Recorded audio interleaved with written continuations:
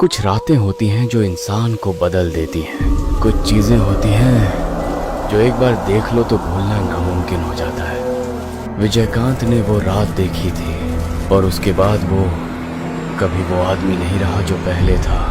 बंगाल के बीरभूम जिले में एक छोटी सी जगह है बोलपुर। कोपाई नदी के किनारे एक गांव, और उस गांव में 51 शक्तिपीठों में से एक देवी कंकालेश्वरी का मंदिर, तांत्रिकों का प्रिय स्थान। ओम ह्रीं नमो भगवती वद वद स्वाहा कहते हैं वहां देवी की मूर्ति जागृत है, यानी वहां जो होता है वो दिखावा नहीं होता। भाद्रपद का महीना था। अगस्त और सितंबर के बीच का वो वक्त जब बंगाल में उमस और अंधेरा दोनों मिलकर इंसान को घेर लेते हैं। विजयकांत बर्धमान से दोपहर में निकला था। रेलगाड़ी में बैठा तो सूरज पश्चिम की तरफ जा रहा था। आज आने का कार्यक्रम सुबह का था, लेकिन एक काम में उलझ गया। अब जो हो। बोलपुर स्टेशन पर उतरा तो सूरज जा चुका था। आसमान में बस उसकी लालिमा बची थी, और वो भी धीरे धीरे खत्म हो रही थी। स्टेशन के बाहर 2-3 दुकानें थीं खाने पीने की। विजयकांत भूखा था। दोपहर में कुछ ठीक से नहीं मिला था। उसने एक साफ दिखती झोपड़ी में घुसकर पूड़ी और आलू की सब्जी खाई, चाय पी और निकल पड़ा। गंतव्य था कंकालीतला के पास एक ब्राह्मण परिवार का घर। 10 किलोमीटर पैदल। शुरू में रास्ता ठीक था, हरियाली थी, छोटे छोटे घर थे दूर दूर पर, लेकिन धीरे धीरे बस्तियां पीछे छूटती गईं और अंधेरा घना होता गया। विजयकांत के पास घड़ी नहीं थी, रास्ता अनजान था। वो बस चलता रहा। बीच बीच में जो मिलता उससे दिशा पूछ लेता। एक आदमी मिला, तालाब से नहाकर घर लौट रहा था। कंकालीतला किधर है? उधर से सीधे जाइए, दाहिने मुड़ जाइए, आधा घंटा और। विजयकांत आगे बढ़ने लगा। तभी उस आदमी ने पीछे से पुकारा, बाबूजी, शहर से आए हैं? हाँ, क्यों? क्या हुआ? थोड़ा जल्दी से पैर चलाइए, आज रास्ता बहुत सुनसान है। डर? डर क्यों लगेगा? आज अमावस है, आज यहाँ कोई नहीं निकलता। अमावस, भाद्रपद महीने की अमावस। बस अंधेरा ज्यादा है। अमावस, भाद्रपद महीने की अमावस। और फिर याद आया, भाद्रपद की अमावस, ये तो कुशग्रहणी अमावस है। निकलने से पहले ये देखना चाहिए था। लेकिन अब लौटने का रास्ता नहीं था, आगे ही जाना था। विजयकांत चलता रहा और अंधेरा बढ़ता रहा। ऐसा अंधेरा जो उसने पहले कभी नहीं देखा था। शहर में रात को भी रोशनी रहती है, कहीं न कहीं, किसी न किसी घर में। यहाँ कुछ नहीं था। 2 कदम आगे भी साफ नहीं दिख रहा था। ये कैसा अंधेरा है?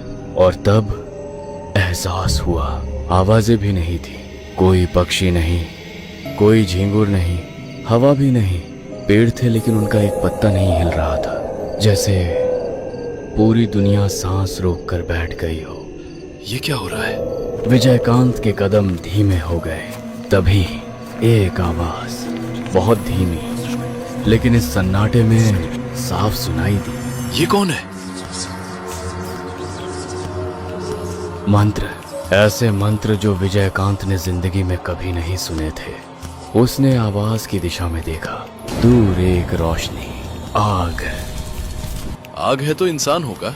विजयकांत ने राहत की सांस ली और उस रोशनी की तरफ बढ़ने लगा। या शायद वो मंत्र उसे खींच रहे थे। कुछ कदम और विजयकांत रुक गया। वो एक सुनसान जगह थी, चारों तरफ बड़े बड़े पेड़, घना अंधेरा, और बीच में एक यज्ञ कुंड जिसमें आग जल रही थी। उस आग के सामने एक विशाल शरीर वाला साधु पद्मासन में बैठा, कंधे तक लंबे बाल और हाथ में कंकाल की खोपड़ी।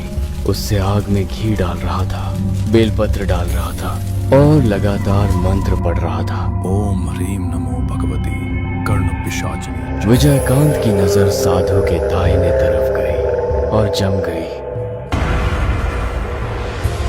एक लड़की, युवा, सुंदर, जमीन पर लेटी, आंखें बंद, जैसे सो रही हो, लेकिन वो सो नहीं रही थी। वो जिंदा नहीं थी, उसका शव था, बाल जमीन पर फैले हुए, चेहरे पर एक अजीब शांति। विजयकांत का दिल धक से रुका। ये क्या है? वो वहीं खड़ा रहा, भागना चाहता था, लेकिन पैर नहीं उठे, जैसे जमीन ने पकड़ लिए हो। साधु मंत्र पढ़ता रहा। ओम ह्रीम नमो भगवती कर्ण पिशाचिनी चंड वेगिनी वद वद स्वाहा। विजयकांत खड़े खड़े देखता रहा, थकान से आंखें भारी हो रही थी। उसने सोचा, ये कोई तांत्रिक है, शव साधना कर रहा है, लेकिन तांत्रिक भी तो इंसान ही है। कुछ देर बाद आंखें बंद हो गईं और वो बैठे बैठे सो गया। ओम ह्रीम नमो भगवती नाक में एक तीखी गंध, सड़े हुए मांस की। विजयकांत की आंखें खुल गईं और उसने जो देखा, शरीर का खून ठंडा हो गया। साधु का शरीर बदल रहा था। वो सफेद चमड़ी धीरे धीरे काली हो रही थी, जैसे कोई अंदर से रंग बदल रहा हो। वो सुंदर चेहरा विकृत हो रहा था, आंखें लाल, और वो अभी भी मंत्र पढ़ रहा था। ये क्या मंत्र है? ये किसका नाम है?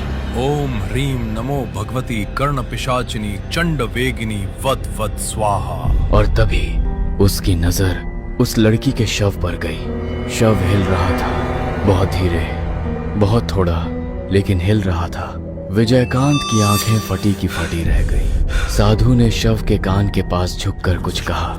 आओ आओ, आ जाओ देवी यक्षिणी, तुम आओ। और शव उठ गया, धीरे धीरे, पहले हाथ, फिर शरीर, फिर पैर, और खड़ी हो गई। लेकिन वो लड़की नहीं थी।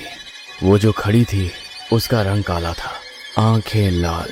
साधु हंसते हुए चिल्लाया, आ गई, तुम आ गई देवी, मैंने कर दिखाया, मेरी साधना सिद्ध हुई। और उसी पल विजयकांत के मुंह से एक आवाज निकल गई। वो विकृत मूर्ति तुरंत उस लड़की के शव में वापस बदल गई, पड़ गई जमीन पर, जैसे थी वैसे। साधु ने मुड़कर देखा, लाल आंखें, गुस्से से कांपता चेहरा। कौन है तू? किसने मेरी साधना में बाधा दी? वो उठा, विजयकांत की तरफ बढ़ने लगा। विजयकांत के पैर अचानक आजाद हो गए और वो भागा, आंखें बंद, दिशा नहीं, रास्ता नहीं, बस भागना था।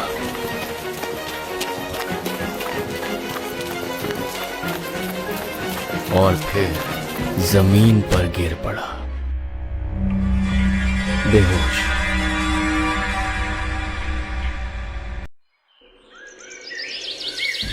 जब विजयकांत की आंखें खुली तो उसने पहले छत देखी, एक पुरानी छत, मिट्टी की, उस पर काई जमी हुई थी।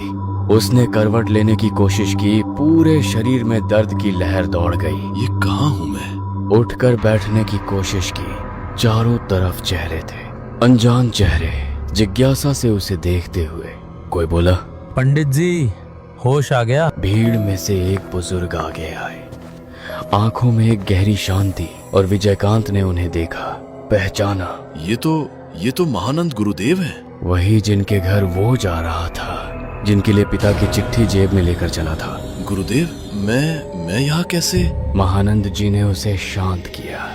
बताओ, कल रात क्या हुआ था? विजयकांत ने सब बताया, शुरू से, स्टेशन से, उस आदमी से जिसने अमावस की चेतावनी दी थी, जंगल तक, आग तक, साधु तक। उस साधु का शरीर कैसा था? बहुत बड़ा शरीर था, कंधे तक बाल, लाल धोती, माथे पर बड़ा लाल टीका। महानंद जी की आंखें एक पल के लिए बंद हो गईं, फिर खुली। गोपालेश्वर। बस इतना कहा और फिर चुप हो गए। गुरुदेव, ये कर्ण पिशाचनी साधना क्या होती है? महानंद जी ने एक लंबी सांस ली। ये पिशाच साधना है, निम्न श्रेणी की। जो इसे सिद्ध कर लेता है, कर्ण पिशाचिनी उसके कान में हमेशा बैठी रहती है। मतलब किसी भी व्यक्ति के बारे में, किसी भी वस्तु के बारे में साधक को सबसे पहले कान में बता देती है। भविष्य जान सकते हैं, छिपी बातें जान सकते हैं। इस साधना में शव के अंदर देवी प्रकट होती हैं। अगर साधना पूरी हो जाए तो देवी संतुष्ट होकर साधक के साथ रहती हैं। विजयकांत ने एक पल सोचा। गुरुदेव, क्या वो मुझे छोड़ देगा? मैंने तो जानबूझकर कुछ नहीं किया, उस जगह पर गलती से पहुंचा था। बेटा, जो पिशाच साधना करते हैं वो अलौकिक शक्ति के भूखे होते हैं। अगर उसमें बाधा पड़े तो उनका क्रोध असीमित होता है। गोपालेश्वर ने कितने दिनों की साधना की थी मुझे नहीं पता, लेकिन जो हुआ उससे वो तुम्हें माफ नहीं करेगा। तो मैं क्या करूं? मैं तुम्हें महामृत्युंजय कवच दूंगा। जब तक वो कवच तुम्हारे पास है वो तुम्हें मार नहीं पाएगा। गुरुदेव, आशीर्वाद दीजिए।